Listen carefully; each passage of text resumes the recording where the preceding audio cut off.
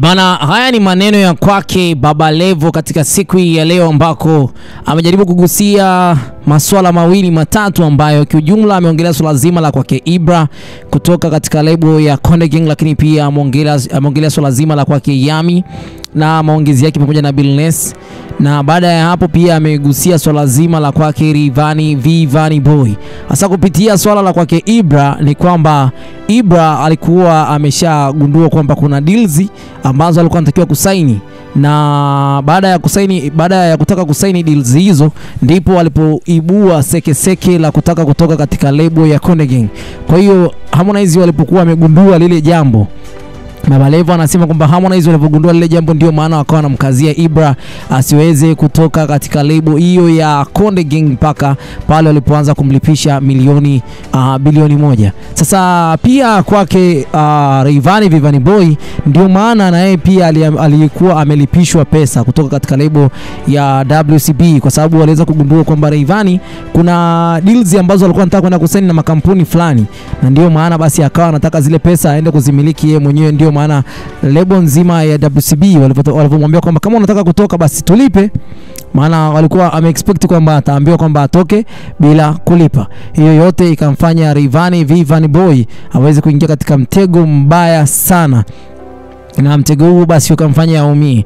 Hasa kwa hivi karibuni kumekuwa kuna interview kwake Yami, ambayo interview hiyo alikuwa anajielezea katika seke zima la kwake pamoja na lebo yake ya nyuma The African Princess, na Baba Levo anasema kwamba alishaongea na Billnass kuhusiana na swala zima la kutaka basi kumfanyia Yami angalau pati ya kumwaga vizuri, aende huko anapoenda basi kwenda kutumikia sanaa yake vizuri. Sasa mwisho wa siku kilichotokea ni kwamba Yami katika interview ambayo alikuwa anaiongea juzi na kitu ambacho alikopo wakina Billnass walikuwa wanataka kumfanyia, mwisho wa siku basi wakina Billnass walibidi Baba Levo washauri kwamba akamwambia haina haja ya kuweza kumfanyia party, angalia tu tayari ameshatoka, na namna anavyojielezea basi ndio ikaleta kwamba maswali mabaya sana, baada tena kuandika katika post yake ya Instagram kwamba alikuwa katika sehemu mbaya, chuki ya namna fulani ambayo alianza kuionyesha waziwazi. Lakini Baba Levo anavyoona tabia za wasanii kuondoka kwa siri katika lebo fulani au katika tasnia fulani ambayo wamiliki wao walioweza kuwatoa, basi wanataka basi wasinufaike kwa kile ambacho wamekuwa wakikipigania kwa muda mrefu. Kwa hiyo Baba Levo anasema kwamba wasanii kama Ibra, Rayvanny waliwahi kufanya mambo kwa usiri mkubwa sana kabla ya kuondoka kwenye lebo zao. Hii inajenga picha mbaya sana, kutokuwa na uwazi kati ya msanii pamoja na lebo. Yani mfano Ibra alikuwa anatakiwa kusaini baadhi ya deals na lebo ikaja kugundua baadaye kwamba huyu msanii kuna deals ambazo alikuwa anatakiwa kusaini, na ndio maana basi wakawa wanamkazia. Kwa hiyo kosa alikuwa la Harmonize. Kosa lilikuwa ni kwamba kuna deals ambazo Ibra alikuwa anajaribu kwenda kuzingangania ili aweze kwenda kusaini, na baada ya hapo Harmonize akaona okay, nenda kasaini, tuone basi wapi utakapofika. Kwa hiyo pia Rayvanny na yeye pia aliwahi kufanya kitu cha namna hiyo. Kuna deals ambazo alikuwa anataka kusaini kwa siri, na ndio maana basi akataka kutoka katika lebo ya WCB. Hiyo yote imeweza basi kusemwa leo na Baba Levo live kupitia kipindi cha Wasafi TV. Bana, kuwepo kwa tamaa ya kifedha ambako msanii anatamani kusaini deal peke yake ili apewe pesa zote bila kugawana na lebo, kitu ambacho hii inaonyesha kuwa Baba Levo anaamini tabia za kujitenga kisirisiri ni usaliti mkubwa sana, hasa kwa lebo zilizowekeza fedha zao kwa muda na kuamua basi kumpa nguvu msanii kwa ajili ya kukua, na mwisho wa siku basi msanii huyo anajaribu tena kuwakimbia kwa namna moja au nyingine. Sasa kwa mfano Ibra wa Konde Gang, Baba Levo anasema kwamba kulikuwa na deals ambazo Ibra alitakiwa kusaini akiwa bado ndani ya Konde Gang. Kwa hiyo alikuwa anataka atoke ndani ya Konde Gang, akutaka kushirikisha lebo ya Konde Gang. Ibra alitaka kuenda kuzisaini deal hizo kivyake ili aweze kupata faida binafsi. Hizo faida ambazo basi Baba Levo anaziongelea hapa ni faida zile za kipesa, za kifedha, kwamba apate marupurupu ambayo ni makubwa. Pamoja na hayo, watu kujaribu kuangalia baada ya Ibra kuweza kutoka, deals hizo bado hazijaonekana waziwazi kwamba amezisaini au bado hajazisaini mpaka kwa muda huu. Hii inaonyesha kwamba kuna mgongano wa kimaslahi kati ya lebo pamoja na msanii. Inahitajika kwamba lebo ipate ule uwekezaji wake, irudishe ule uwekezaji wake kwa msanii. Naye anaona sasa anaweza kujisimamia mwenyewe, kwa hiyo hataki kugawana zile pesa tena na management. Au hataki kugawana pesa na lebo ambayo iliweza kumkuza kuanzia akiwa kijana mdogo mpaka hapo alipoweza kufikia.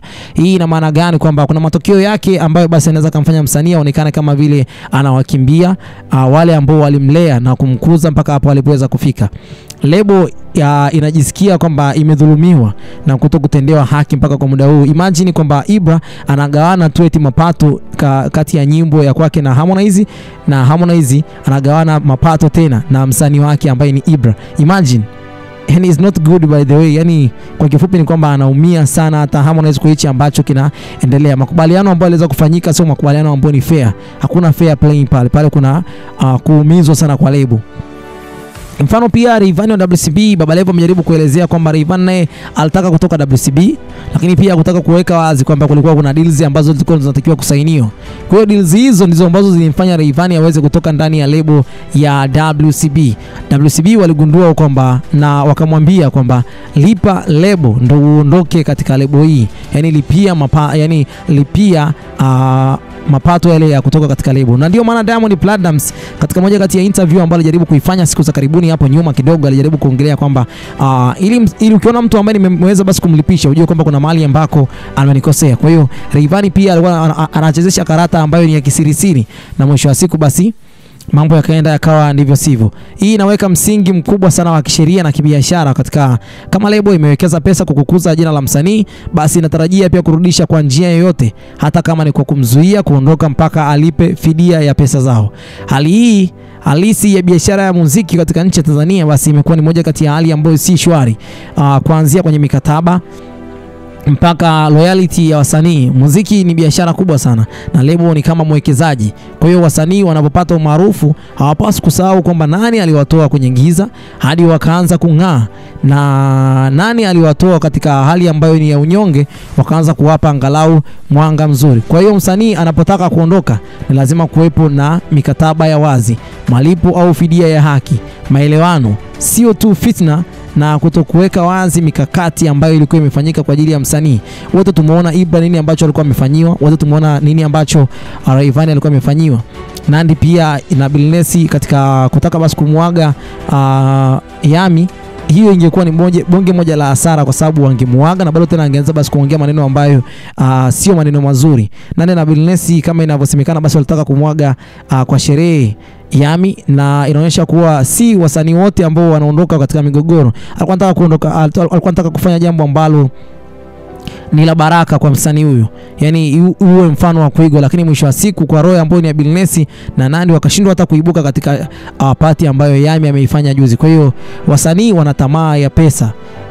Kauli kuu ya Baba Levo kwa hivi sasa ni kwamba wasanii wa Bongo wanapotaka kuondoka katika management fulani, basi uaga kile ambacho kinaondoa katika management hizo ni tamaa ya pesa. Hii ni kauli nzito ambayo inamaanisha kwamba msanii akishaanza kuona jina lake limekuwa, anatamani aondoke ili afaidike zaidi kivyake, na wala sio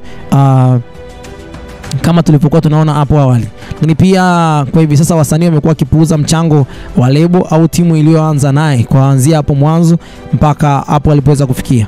Maoni ya msingi kutoka kwenye uchambuzi huu naweza nikasema kwamba wasanii wanahitaji kuwa na shukrani kwa wale ambao waliweza kuwasaidia hapo mwanzo. Hilo ndio jambo la muhimu sana. Lebo hazipaswi kumweka msanii kama vile mtumwa, lakini pia zinapaswa kumhakikishia kwamba malengo yake yanatimia, lakini pia hawapaswi kumdhulumu kwa kile ambacho amekuwa akiwa anakipambania kwa muda mrefu. Kwa hiyo kauli ya Baba Levo si tu ya kubezwa, inaonyesha kwamba ni picha halisi ya migogoro ya kifedha, tamaa, lakini pia ukosefu wa uwazi kati ya lebo na wasanii. Hili suluhisho ni kwamba mikataba ndiyo itaweza kuwakaba vizuri, lakini pia mikataba hiyo inapaswa ifuate sheria za nchi. Bwana Mr. Kwa lazima kwa muda huu. Hii ni Harmonize News. Bye bye for now.